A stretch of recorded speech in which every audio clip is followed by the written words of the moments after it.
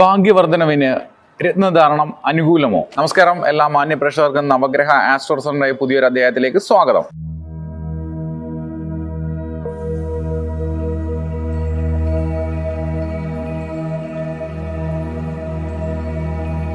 ഭാഗ്യവർദ്ധനവിന് രത്നധാരണം എത്ര അനുകൂലം?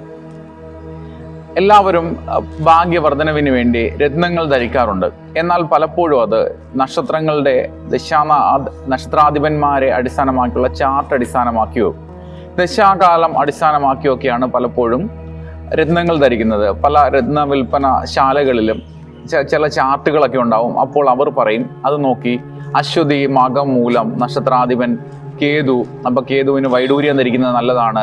ഭരണി, പൂരം, പൂരാടം നക്ഷത്രാധിപൻ ശുക്രൻ, അപ്പോൾ ഡയമണ്ട് ധരിക്കുന്നത് നല്ലതാണ്. കാർത്തിക, ഉത്ര, ഉത്രാടം നക്ഷത്രാധിപൻ സൂര്യനാണ്, അപ്പോൾ മാണിക്യം ധരിക്കുന്നത് നല്ലതാണ്. രോഹിണി, അത്തം, തിരുവോണം നക്ഷത്രാധിപൻ ചന്ദ്രനാണ്, അപ്പോൾ മുത്ത് ധരിക്കുന്നത് നല്ലതാണ്. മകയിരം, ചിത്തിരാവിട്ടം നക്ഷത്രാധിപൻ ചൊവ്വയാണ്, അപ്പോൾ ചൊവ്വയുടെ സ്റ്റോണായ ചുവന്ന പവിഴം ധരിക്കുന്നത് നല്ലതാണ്. തിരുവാതിര, ചോതി, ചതയം നക്ഷത്രാധിപൻ രാഹുവാണ്, അപ്പോൾ ഗോമേതകം ധരിക്കുന്നത് നല്ലതാണ്. പുണർതം, വിശാഖം, പൂരുരുട്ടാതി നക്ഷത്രാധിപൻ വ്യാഴം, അപ്പോൾ മഞ്ഞ പുഷ്യരാഗക്കല്ല് ധരിക്കുന്നത് നല്ലതാണ്. അത് ആയില്യം, കേട്ട, രേവതി നക്ഷത്രാധിപൻ ബുധൻ, അപ്പോൾ ബുധന്റെ കല്ലായ മരതകക്കല്ല് ധരിക്കുന്ന ഉത്തമമാണ് എന്നൊക്കെ പല ചാർട്ടുകളിലും കണ്ടുവരികയും അതനുസരിച്ച് പലപ്പോഴും പലരുമൊക്കെ രത്നങ്ങൾ വാങ്ങി ധരിക്കുകയും ചെയ്യാറുണ്ട്. അതുപോലെ ചിലപ്പോൾ ദശാകാലം അടിസ്ഥാനമാക്കിയും ന്യൂമറോളജി, സംഖ്യാശാസ്ത്രം അടിസ്ഥാനമാക്കിയും ഒക്കെ പലരും രത്നങ്ങൾ വാങ്ങി ധരിക്കാറുണ്ട്. ഇത് ശരിയായ രീതി ആയിരിക്കില്ല. എല്ലാവർക്കും ഇത് ഗുണം ചെയ്യണം എന്നില്ല.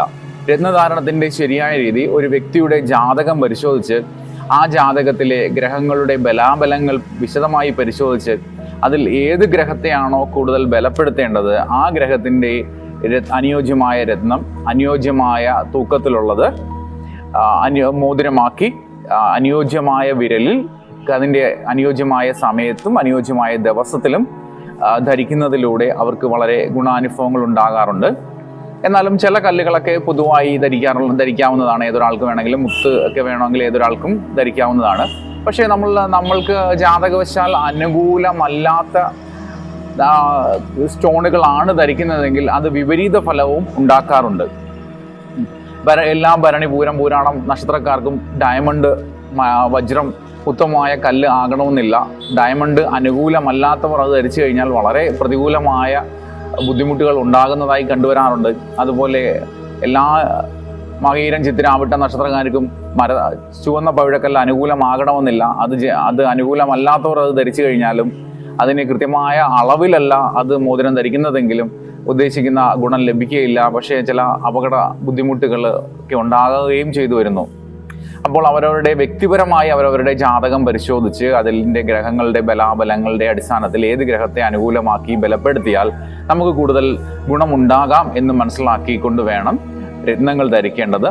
അനുകൂലമായ രത്നങ്ങൾ ധരിക്കുന്നതിലൂടെ കൃത്യമായി അതിൻ്റെതായ നേട്ടങ്ങൾ എല്ലാവർക്കും ഉണ്ടാകുന്നുണ്ട്. കൃത്യമായ ഒറിജിനൽ സ്റ്റോണുകൾ തന്നെയാണ് ധരിക്കുന്നതെങ്കിൽ അവർക്ക് ഒരു 2-3 മാസത്തിനുള്ളിൽ തന്നെ പല അനുകൂലമായ മാറ്റങ്ങളും അനുഭവത്തിൽ വരുന്നതാണ്. എന്നാൽ ഇന്ന് വിപണിയിൽ പലതരം തട്ടിപ്പുകളും നടക്കുന്നുണ്ട്. കൃത്രിമമായി ഉണ്ടാക്കുന്ന സ്റ്റോണുകളും പല കള്ളത്തരങ്ങളും ഒക്കെ നടക്കുന്നതുണ്ട്. അനുയോജ്യമായ സ്റ്റോണുകൾ കൃത്യമായി നിങ്ങൾ വാങ്ങി ധരിക്കുക. നിങ്ങൾക്ക് സംശയമുണ്ടെങ്കിൽ മൈനിങ് ആൻഡ് ജിയോളജി ഡിപ്പാർട്ട്മെൻറ്റുമായിട്ട് ബന്ധപ്പെട്ട് പലപ്പോഴും ജെമ്മോളജി ലാബുകളുണ്ട്. അവിടെ കൊടുത്ത് നിങ്ങൾക്ക് അത് കൃത്യമാണ്, ഒറിജിനൽ സ്റ്റോൺ തന്നെയാണ് എന്ന് അത് കൃത്യത വരുത്തിയിട്ട് വേണമെങ്കിൽ നിങ്ങൾക്ക് ധരിക്കാവുന്നതാണ്. പലരും നവരത്ന കല്ലുകൾ മോതിരമാക്കി ധരിക്കാറുണ്ട്. അതിൽ 9 ഗ്രഹങ്ങളെയും പ്രദാനം ചെയ്യുന്ന 9 കല്ലുകളാണ്. അതിൽ നമ്മൾക്ക് അനുകൂലമായതും പ്രതികൂലമായതുമായ ഗ്രഹങ്ങളുടെ കല്ലുകൾ ഉണ്ടാവും. അപ്പോൾ അത് ധരിക്കുന്നതിലൂടെ നമുക്കതിൻ്റെ ഗുണങ്ങൾ വേണ്ട വിധത്തിൽ ലഭിക്കണമെന്നില്ല. നവരത്ന കല്ലുകൾ മോതിരമാക്കി ധരിക്കുമ്പോൾ അതിൽ വരുന്ന കല്ലുകൾ വളരെ ചെറിയ വലിപ്പമുള്ളതാണ്. ഏകദേശം 10 സെൻറ്റ് 15 സെൻറ്റൊക്കെ തൂക്കമുള്ള കല്ലുകളായിരിക്കാം അതിൽ ഫിക്സ് ചെയ്യുന്നത്. അപ്പോൾ അത് ഉപയോഗിക്കുന്നതിലൂടെ നമുക്ക് പലപ്പോഴും വേണ്ടത്ര ഗുണം ലഭിക്കാറില്ല.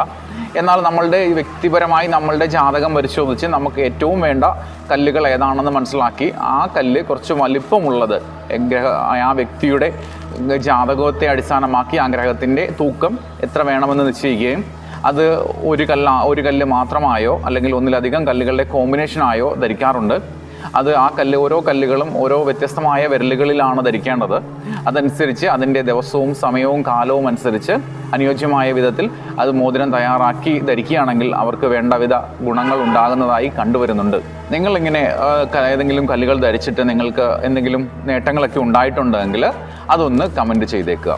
എല്ലാവർക്കും ഉപാസനാമൂർത്തികളുടെ അനുഗ്രഹവും കുടുംബ പരദേവതകളുടെ കാരുണ്യവും ഉണ്ടാകട്ടെ. അത് അപ്രകാരം ഭവിക്കട്ടെ. നന്ദി.